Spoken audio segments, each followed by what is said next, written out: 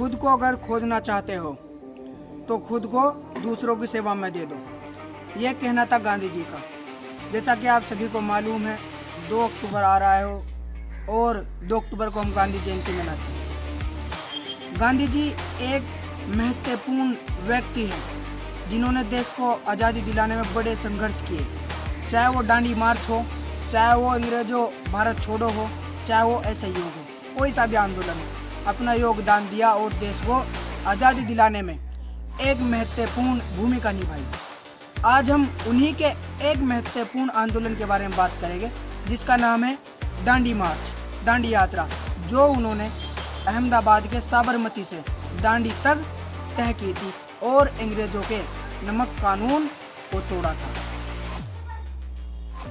भारतीय स्वतंत्रता के इतिहास में कई ऐसे पड़ाव और मुकाम आए हैं जिन्होंने न केवल आंदोलनों की दिशा बदल दी बल्कि उन्हें एक मुकाम तक पहुंचाया। अंग्रेजों के नमक कानून के खिलाफ महात्मा गांधी जी का दांडी मार्च ऐसी एक महत्वपूर्ण घटना है जिसने न केवल ब्रिटिश हुकूमत की नींवें हिला दी बल्कि आज़ादी के सपने को साकार करने में महत्वपूर्ण भूमिका निभाई। नमक सत्याग्रह के जरिए गांधी जी ने न केवल ब्रिटिश कानून को चुनौती दी बल्कि भारतीय जनमानस में ये विश्वास पैदा कर दिया कि आज़ादी की राह में सत्य का प्रयोग करते हुए वे हर उस काले कानून का विरोध कर सकते हैं जो उन्हें उनके अधिकार हासिल करने से रोकते हैं। दुनिया में औपनिवेशिक शासन के खिलाफ जितने भी आंदोलन हुए उनमें दांडी मार्च अनोखा है। महात्मा गांधी जी के साथ अहिंसा और सिविल नाफरमानी का ये आंदोलन भारत से अंग्रेजों की सत्ता को उखाड़ फेंकने में सबसे मजबूत हथियार साबित हुआ। भारतीय स्वतंत्रता की खासियत ये थी कि इसका कोई दार्शनिक ज्ञान नहीं था। यह आधार बहुत साधारण और जमीन से जुड़ा हुआ था जो सत्य और अहिंसा से जुड़ा हुआ था। बाद में इसका नाम सत्याग्रह भी पड़ गया था। 12 मार्च 1930 गांधी जी ने अहमदाबाद के साबरमती आश्रम से दांडी यात्रा की शुरुआत की। दांडी यात्रा की शुरुआत करने के बाद अंग्रेजों ने इनका दमन करने के लिए अपनी पूरी ताकत का उपयोग किया। इसमें कई सत्याग्रही घायल भी हुए, लेकिन सत्य की ताकत ने पूरे अंग्रेजी शासन को हिलाकर रख दिया। गुलामी के दिनों में जब देश आज़ादी के लिए हुंकारे भर रहा था, तब हर भारतीय का दिल गोरी हुकूमत के खिलाफ गुस्से और नफरत से भरा हुआ था। नफरत भी ऐसी कि कभी भी एक बड़े आंदोलन का रूप ले सकते थे। महात्मा गांधी जी राष्ट्रीय स्तर और मान्य नेता थे, लेकिन असहयोग आंदोलन खत्म होने के बाद से उन्होंने अपना पूरा ध्यान समाज सुधार कार्यों में लगा रखा था। एक तरफ ये सक्रिय राजनीति से दूर हो गए थे, लेकिन जब वो अंग्रेजों के थोपे हुए नमक कानून के खिलाफ आंदोलन में सक्रिय हुए तब उन्होंने न केवल ब्रिटिश सरकार को बल्कि पूरी दुनिया की आत्मा को झंझोड़ कर रख दिया।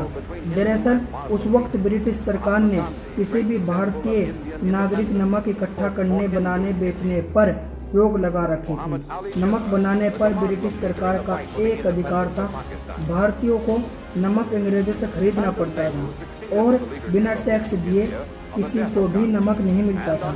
हालांकि उस वक्त नमक के अलावा चाय, कपड़ा आदि पर भी ब्रिटिश सरकार हुकूमत का अधिकार था, लेकिन महात्मा गांधी मानता था कि नमक पर भारतीय का हक है। भारत के लोग काम करते हुए पसीना बहा रहे हैं और उन्हें नमक नहीं मिल पा रहा है। गांधी जी के नज़र में ये अन्याय था।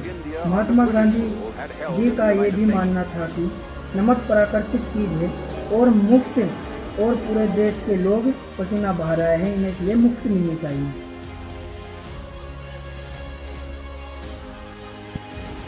अंग्रेजों के इस कानून को तोड़ने के लिए महात्मा गांधी जी ने अहमदाबाद स्थित साबरमती आश्रम से नामसारी नामक जिले के दांडी तक मार्च करने और समुद्र से नमक बनाने का फैसला किया। गांधी जी का मार्च सत्य के लिए था और उस काले कानून के खिलाफ था जिसे लगाकर अंग्रेजों ने भारतीयों से उनका हक छीन लिया था। 12 मार्च 1930 को महात्मा गांधी जी ने नमक कानून के खिलाफ दांडी मार्च यानी दांडी यात्रा की शुरुआत की। जिसे नमक सत्याग्रह भी कहा गया। गांधी जी ने अपने 78 साथियों के साथ साबरमती से दांडी तक पैदल यात्रा की। 349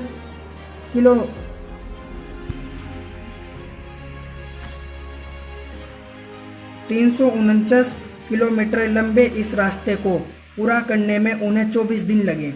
जैसे जैसे यह यात्रा अहमदाबाद से दांडी की तरफ बढ़ी, वैसे वैसे इससे लोग जुड़ते चले गए। दांडी पहुंचने तक इस नमक सत्याग्रह से हजारों लोग जुड़ते चले गए। इसमें गांधी जी के साथ आने वाले लोग सभी वर्ग और जाति के थे।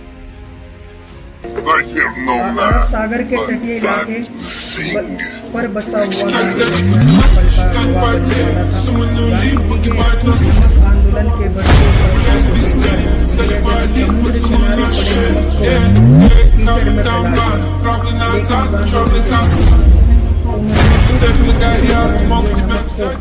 किनारे मुट्ठी में उठाया और 6 अप्रैल 1930 को अंग्रेजों का नमक कानून तोड़ दिया।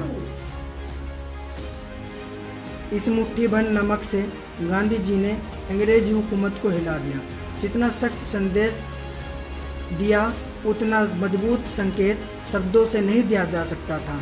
हालांकि नमक कानून भंग करने के बाद अंग्रेज सिपाहियों ने सत्याग्रहियों पर लाठी डंडे और बरसाए, लेकिन उन देशभक्तों ने न तो पलटकर वार किया और न ही वहां से पीछे हटे।